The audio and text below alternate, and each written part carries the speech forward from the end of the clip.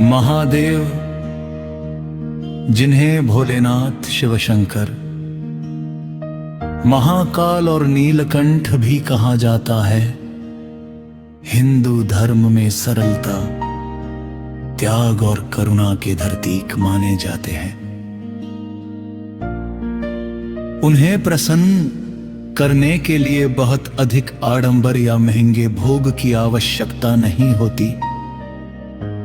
कहा जाता है कि महादेव केवल एक लोटा जल चढ़ाने से ही प्रसन्न हो जाते हैं, लेकिन इसके पीछे गहरा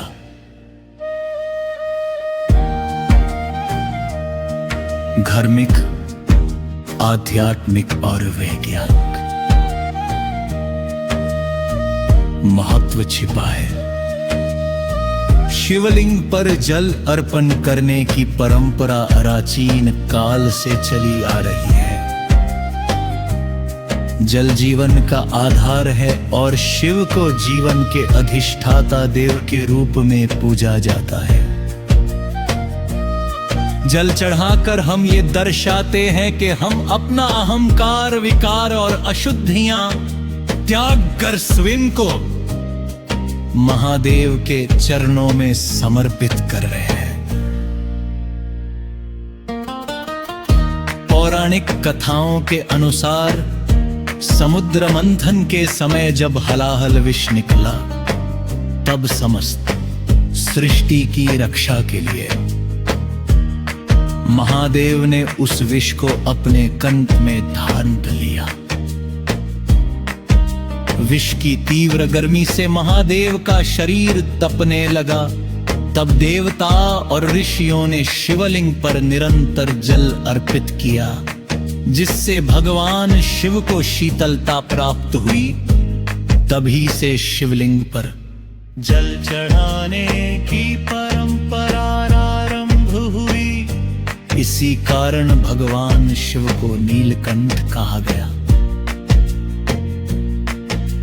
जल चढ़ाना उनके उस महान त्याग की स्मृति भी है, जो उन्होंने पूरे संसार के कल्याण के लिए किया। एक लोटा जल चढ़ाने का अर्थ यह भी है कि महादेव दिखावे से नहीं, भावना से प्रसन्न होते हैं। वे यह नहीं देखते कि भक्त कितना धनवान है, बल्कि यह देखते हैं कि भक्त का मन कितना पवित्र है।